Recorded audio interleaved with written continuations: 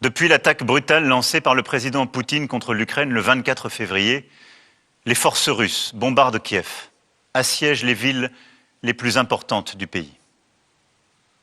Des centaines de civils ukrainiens ont d'ores et déjà été tués. Des femmes et des enfants ont été tués encore ce jour. Les jours qui viennent seront vraisemblablement de plus en plus durs. Des centaines de milliers de réfugiés fuient vers la Moldavie, la Pologne, la Roumanie, la Hongrie, la Slovaquie et progressivement le reste de l'Europe. Dans cette épreuve sans précédent, depuis nombre de décennies, nous nous tenons aux côtés de l'Ukraine. Je salue ce soir le courage du peuple ukrainien qui résiste sous le feu des armes. Et en votre nom, j'adresse au président Volodymyr Zelensky le soutien fraternel de la France. Il est aujourd'hui à la tête de son peuple si courageux, le visage de l'honneur, de la liberté, de la bravoure. Ni la France, ni l'Europe, ni l'Ukraine, ni l'Alliance atlantique n'ont voulu cette guerre. Nous avons au contraire tout fait pour l'éviter. Vous le savez, j'ai depuis 2017 conduit un dialogue exigeant et constant avec le président Poutine. Et face à l'aggravation des tensions, je me suis rendu à Moscou, puis à Kiev, les 7 et 8 février derniers, pour rechercher des alternatives à un conflit armé. Plusieurs autres dirigeants européens ont d'ailleurs accompagné cet effort. Le président des États-Unis d'Amérique a manifesté quant à lui sa disponibilité pour négocier, après avoir rencontré physiquement le président Poutine en juin 2021 à Genève. C'est donc bien seul et de manière délibérée que, reniant un à un les engagements pris devant la communauté des nations, le président Poutine a choisi la guerre. Cette guerre n'est pas un conflit entre l'OTAN et l'Occident d'une part et la Russie d'autre part, comme certains peuvent l'écrire. Il n'y a pas de troupes ni de bases de l'OTAN en Ukraine. Ce sont des mensonges. La Russie n'est pas agressée, elle est l'agresseur. Cette guerre est encore moins, comme une propagande insoutenable voudrait le faire penser, une lutte contre le nazisme, c'est un mensonge. Une insulte à l'histoire de la Russie et de l'Ukraine, à la mémoire de nos aînés qui ont combattu côte à côte contre le nazisme. Les dirigeants russes s'en prennent à la mémoire de la Shoah en Ukraine, comme ils s'en prennent en Russie à la mémoire des crimes du stalinisme.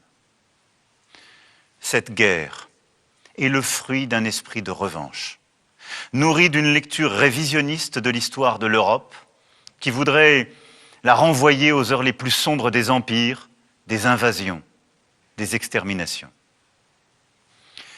À cette violation flagrante de l'intégrité du territoire et de la souveraineté d'un pays européen, la France et l'Europe ont répondu immédiatement, unanimement, fermement.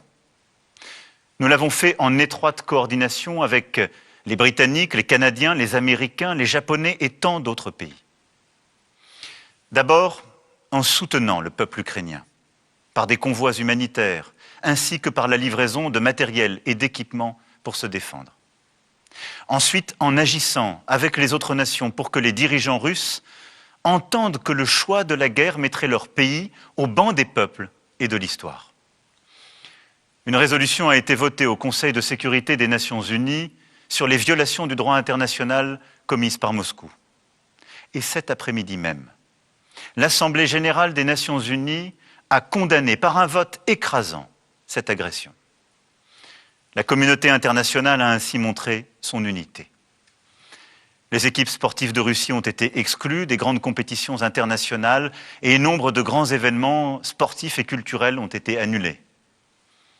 Nous continuons et continuerons un travail acharné afin de conduire sur tous les continents les nations à condamner l'invasion, à exiger le cessez-le-feu et le respect des opérations humanitaires sur le sol ukrainien.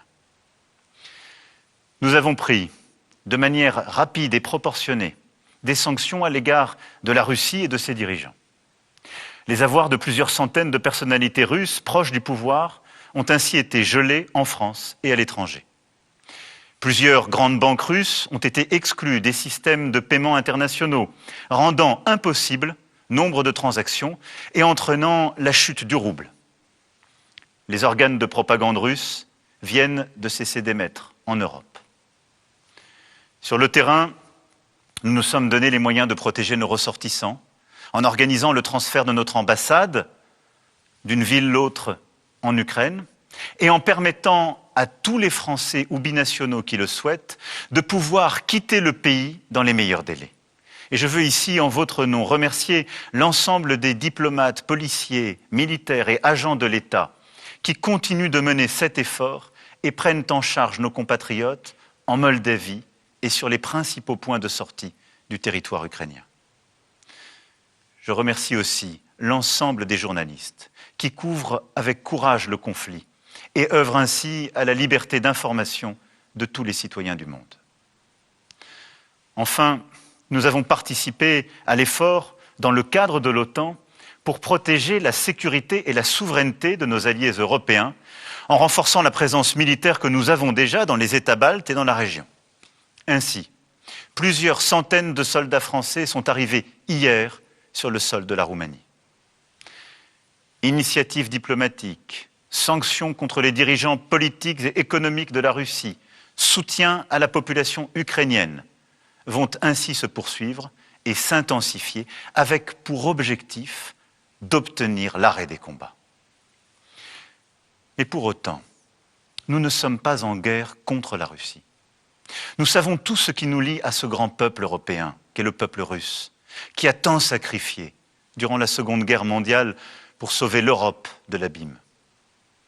Nous sommes aujourd'hui aux côtés de tous les Russes qui, refusant qu'une guerre indigne soit menée en leur nom, ont l'esprit de responsabilité et le courage de défendre la paix, et qui le font savoir en Russie et ailleurs. C'est pour cela que si j'échange constamment avec le président Zelensky, j'ai aussi choisi de rester en contact et resterai en contact autant que je le peux et autant que c'est nécessaire avec le président Poutine, pour chercher sans relâche à le convaincre de renoncer aux armes, pour aider autant que la France le peut dans le cadre des pourparlers en cours, et pour prévenir la contagion et l'élargissement du conflit autant que nous le pouvons. Les équilibres de notre continent, comme plusieurs aspects de notre quotidien, sont d'ores et déjà bouleversés par cette guerre et connaîtront des changements profonds dans les mois qui viennent. Notre Europe en sera bousculée. J'aurai l'occasion d'y revenir. Plusieurs centaines de milliers de réfugiés venant d'Ukraine sont et seront accueillis sur notre continent. La France prendra sa part. Et je veux ici d'ores et déjà remercier nos villes, nos villages qui ont commencé à se mobiliser, remercier nos associations qui aussi œuvrent pour accueillir dans les meilleures conditions. Nous nous organisons et nous prendrons soin de celles et ceux qui rejoignent notre sol pour être protégés. La France prendra aussi sa part en accueillant les enfants forcés à l'exil, séparés de leurs pères restés combattre, et ce, en étroite collaboration avec les associations, les organisations non gouvernementales qui œuvrent déjà sur place et dans notre pays. Notre agriculture, notre industrie, nombre de secteurs économiques souffrent et vont souffrir, soit parce qu'ils dépendent des importations de matières premières venues de Russie ou d'Ukraine, soit parce qu'ils exportent vers ces pays. Notre croissance, aujourd'hui au plus haut, sera immanquablement affectée.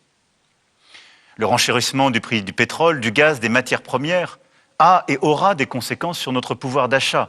Demain, le prix du plein d'essence, le montant de la facture de chauffage, le coût de certains produits risquent de s'alourdir encore.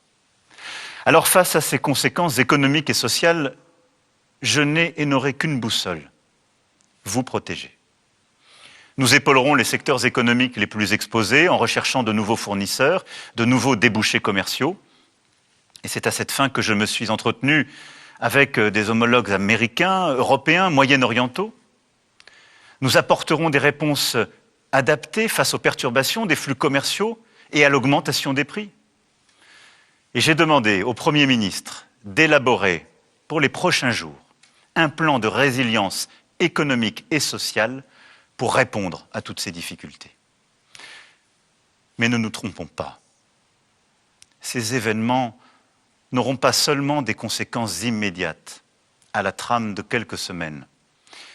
Ils sont le signal d'un changement d'époque. La guerre en Europe n'appartient plus à nos livres d'histoire ou nos livres d'école, elle est là, sous nos yeux. La démocratie n'est plus considérée comme un régime incontestable, elle est remise en cause, sous nos yeux. Notre liberté, celle de nos enfants, n'est plus un acquis, elle est plus que jamais un système de courage, un combat de chaque instant. À ce retour brutal du tragique dans l'histoire, nous nous devons de répondre par des décisions historiques.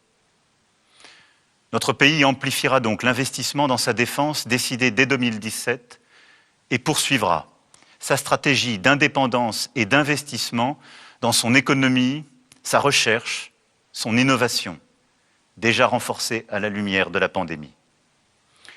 Notre Europe, dans cette épreuve, démontre, comme elle l'a fait ces derniers mois, une unité remarquable. Elle doit désormais accepter de payer le prix de la paix, de la liberté, de la démocratie. Elle doit investir davantage pour moins dépendre des autres continents et pouvoir décider pour elle-même, en d'autres termes, devenir une puissance plus indépendante, plus souveraine. Puissance économique d'abord. Nous ne pouvons plus dépendre des autres pour nous nourrir, nous soigner, nous informer, nous financer. Voilà pourquoi, dans le prolongement des décisions prises au plus fort de la pandémie, avec le plan de relance européen, nous devrons promouvoir un nouveau modèle économique fondé sur l'indépendance et le progrès. Puissance énergétique ensuite.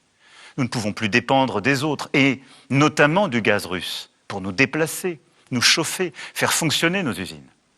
Voilà pourquoi, après avoir décidé pour la France le développement des énergies renouvelables et la construction de nouveaux réacteurs nucléaires, je défendrai une stratégie d'indépendance énergétique européenne. Puissance de paix enfin. Nous ne pouvons pas dépendre des autres pour nous défendre, que ce soit sur terre, sur mer, sous la mer, dans les airs, dans l'espace ou le cyberespace. À cet égard, notre défense européenne doit franchir une nouvelle étape.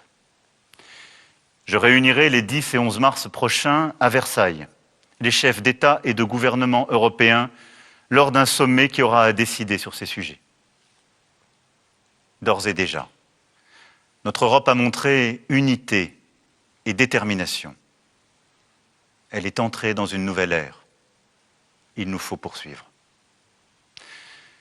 Mes chers compatriotes, la guerre en Ukraine marque une rupture pour notre continent et nos générations. Je sais combien elle vous inquiète, légitimement. Elle nous mobilise et nous imposera de prendre des décisions. Je vous en rendrai compte. Cette guerre vient aussi percuter notre vie démocratique et la campagne électorale qui s'ouvre officiellement à la fin de cette semaine.